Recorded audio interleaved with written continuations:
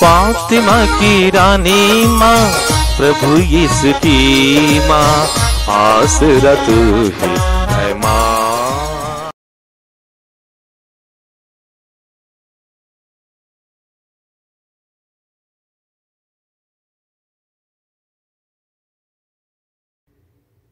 पहला पाठ संत यूहन्ना का पहला पत्र, अध्याय 5, पद संख्याएं 5 से 13 तक। कौन संसार पर विजयी है? केवल वही जो यह विश्वास करता है कि यीशु ईश्वर के पुत्र हैं। यीशु मसीह जल और रक्त से आए हैं, न केवल जल से बल्कि जल और रक्त से। आत्मा इसके विषय में साक्ष्य देता है, क्योंकि आत्मा सच्चाई है। इस प्रकार ये 3 साक्ष्य देते हैं, आत्मा, जल और रक्त, और तीनों एक ही बात कहते हैं। हम मनुष्यों का साक्ष्य स्वीकार करते हैं, किंतु ईश्वर का साक्ष्य निश्चय ही कहीं अधिक प्रामाणिक है। ईश्वर ने अपने पुत्र के विषय में साक्ष्य दिया है। जो ईश्वर के पुत्र में विश्वास करता है, उसके हृदय में ईश्वर का वह साक्ष्य विद्यमान है। जो ईश्वर में विश्वास नहीं करता, वह उसे झूठा समझता है, क्योंकि वह पुत्र के विषय में ईश्वर का साक्ष्य स्वीकार नहीं करता। और वह साक्ष्य यह है, ईश्वर ने अपने पुत्र के द्वारा हमें अनंत जीवन प्रदान किया है। जिसे पुत्र प्राप्त है, उसे यह जीवन प्राप्त है, और जिसे पुत्र प्राप्त नहीं है, उसे वह जीवन प्राप्त नहीं। तुम लोग सब ईश्वर के पुत्र के नाम में विश्वास करते हो। मैं तुम्हें यह पत्र लिख रहा हूँ, जिससे तुम यह जान जाओ कि तुम्हें अनंत जीवन प्राप्त है। प्रभु की वाणी। ईश्वर को धन्यवाद। भजन अनुवाक्य। हे यरूशलेम, प्रभु की स्तुति कर। हे यरूशलेम, प्रभु की स्तुति कर। हे यरूशलेम, प्रभु की स्तुति कर। हे सियोन, अपने ईश्वर का गुणगान कर। उसने तेरे फाटकों के छड़ दृढ़ बना दिए। उसने तेरे यहाँ के बच्चों को आशीर्वाद दिया। अनुवाक्य। हे यरूशलेम, प्रभु की स्तुति कर। हे यरूशलेम, प्रभु की स्तुति कर। वह तेरे प्रांतों में शांति बनाए रखता और तुझे उत्तम गेहूं से तृप्त करता है। वह पृथ्वी को अपना आदेश देता है, उनकी वाणी शीघ्र ही फैल जाती है। अनुवाक्य। हे यरूशलेम, प्रभु की स्तुति कर। हे यरूशलेम, प्रभु की स्तुति कर। वह याकूब को अपना आदेश देता और इस्राएल को अपना विधान और नियम बताता है। उसने किसी अन्य राष्ट्र के साथ ऐसा नहीं किया। उसने किसी को अपना नियम नहीं सिखाया। अनुवाक्य। हे यरूशलेम, प्रभु की स्तुति कर। हे यरूशलेम, प्रभु की स्तुति कर। जय घोष। हालेलुया। यीशु राज्य के सुसमाचार का प्रचार करते और लोगों की हर तरह की बीमारी दूर करते थे। हालेलुया। प्रभु आप लोगों के साथ हो और आपकी आत्मा के साथ। संत लूकस के अनुसार प्रभु यीशु ख्रिस्त का पवित्र सुसमाचार। हे प्रभु, तेरी महिमा हो।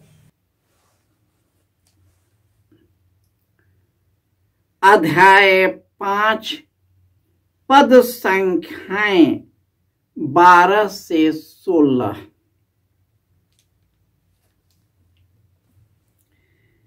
किसी नगर में यीशु के पास एक मनुष्य आया जिसका शरीर कोढ़ से भरा हुआ था।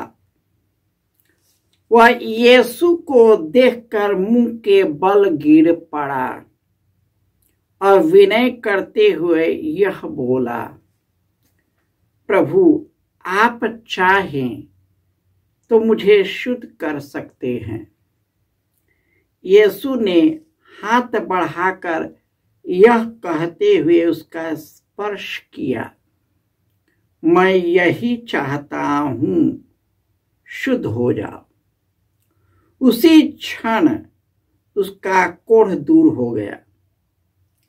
यीशु ने उसे किसी से कुछ न कहने का आदेश दिया और कहा, जाकर अपने को याजकों को दिखाओ और अपने शुद्धिकरण के लिए मूसा द्वारा निर्धारित भेंट चढ़ाओ, जिससे तुम्हारा स्वास्थ्य लाभ प्रमाणित हो जाए। यीशु की ख्याति बढ़ती जा रही थी। भीड़ उनका उपदेश सुनने के लिए और अपने रोगों से छुटकारा पाने के लिए उनके पास आती थी, परंतु वह अलग जाकर एकांत स्थान में प्रार्थना किया करते थे। यह प्रभु का सुसमाचार है। हे क्रिस्त, तेरी स्तुति हो। ख्रिस्त में प्यारे भाइयों और बहनों, प्रभु यीशु 40 दिन और 40 रात प्रार्थना करने के बाद पवित्र आत्मा द्वारा संचालित होकर जब स्वर्ग का राज्य यीशु के द्वारा इस दुनिया में आ गया, यीशु उसी राज्य का सुसमाचार देने लगे। प्रभु यीशु के मुंह से स्वर्गीय वाणी निकलती थी, उनके शरीर से चंगाई निकलता था कि वे आत्मिक रूप से सजग रहते थे। हर एक दिन वे प्रार्थना में बिताते थे। कार्य के शुभारंभ से पहले और कार्य के बाद वे अपने पिता के सानिध्य में जुड़े रहते थे। यही कारण है कि लोगों का दर्द उन्हें वे सुन सकते थे। वे अनजान को भी अपना पहचान बना लेते थे। उनके पीछे पीछे लोग चले आते थे।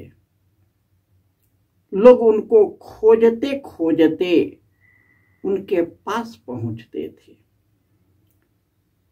लोग दुख दर्द का मारा था। जिस प्रकार आज की दुनिया में लोग किसी का नहीं होता, उसी प्रकार दुख दर्द में लोग अपना नहीं होता। यह कैसी विडंबना है कि शारीरिक पीड़ा के आने से पहले के लोग और आज भी अपने से दूर रखते हैं। यह नहीं जानते कि मेरे जीवन में कब दुख दर्द आएगा, मेरी जिंदगी में कब यह शरीर जो निर्जीव है कब निष्प्राण हो जाएगा। यह मिट्टी का पुतला है, परंतु हमारे अंदर में ईश्वर का आत्मा है। और जब तक जल आत्मा और ईश्वर हम में निवास करता है, और जब हम उसमें निवास करते हैं, वह व्यक्ति ईश्वर को जानता है, उसका पहचान करता है।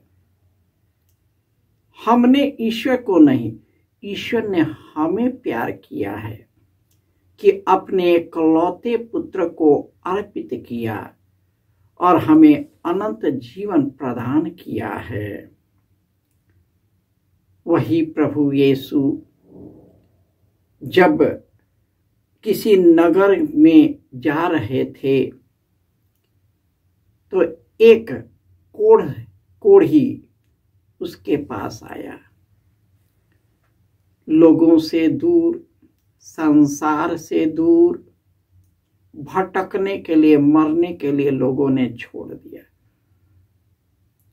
उसकी आवाज सुनकर उसके अंदर में आवाज आया, यही तो वह पुत्र है, मसीहा है जो आने वाला है। ऐसे ही लोगों को यीशु प्रकट करते हैं। वह दौड़कर यीशु के पास आया और कहा, प्रभु यदि आप चाहे तो मुझे शुद्ध कर सकते हैं। और यीशु ने उसका स्पर्श किया, उसको प्यार दिया, उसको सहलाया, उसे अपना लिया। जो समाज में जन्म लिया, समाज ने उसको दुत्कार दिया, उनके भाइयों ने दुत्कार दिया, उनके माँ बाप ने दुत्कार दिया, उसके अपने घर ने दुत्कार दिया, और यीशु ने स्वीकार किया। यह बहुत अद्वितीय घटना है। आज की दुनिया में यदि आप दुख में होते हो, अकेलेपन हो, मनुष्य तुमको दुत्कार दिया, अपने को अकेला मत मानना, क्योंकि मनुष्य अपने स्वार्थ में है।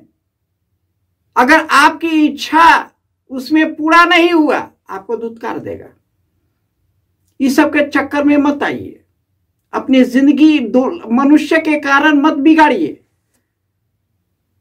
फलाना ने इसे कह दिया, कहेगा, बोलेगा, इसका मतलब नहीं। आप जीवन को इतना नीरस बना दीजिए कि यीशु को ही त्याग दीजिए।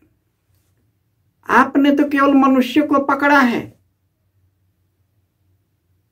आपको मालूम है कि हमारे माता पिता भी एक इंसान है, संसार की बुराई उसमें है। हमारे टीचर भी संसार की बुराई में है। हमारे बड़े बूढ़े भी इसी समाज में पड़े हुए हैं। आप उसके कारण विश्वास खो दिया, शराब पी लिया, नशा में चला गया, क्या मिला? ये क्या देगा? ये सब आपकी भलाई नहीं कर सकता है। केवल यीशु ही आपको समझ पाएगा, वही आपकी इस परिस्थिति से निकालेगा, आपको पश्चाताप का एक आंसू प्रदान करेगा, क्योंकि आपको पता चलेगा कि आप कितने दूर चले गए। आपने मनुष्य से जोड़ लिया, लेकिन ईश्वर से छोड़ दिया। उसी मनुष्य का हाथ पकड़ा जिसका हाथ खून से सना है, छल कपट है, अपनी इच्छा में बंधा है, अपने मानसिकता का शिकार है। आप उसी को पकड़ रहे हैं, उसी के लिए दुखी हैं। ये तो आपकी जिंदगी बना नहीं पाएगी। आपका जिंदगी यीशु में निहित है, वही आप में प्राण फूंकता सकता है, वही आपके जीवन का बदलाव कर सकता है, और वही आपके जीवन को संवार सकता है। आप दुनिया में भटकते रहिए, कोई नहीं कर सकता, कि कोई भी हमारे पाप को क्षमा नहीं कर सकता, हमारे मानसिक और आत्मिक शक्ति को नहीं दे सकता। यीशु के द्वारा आपको पवित्र आत्मा मिलेगा।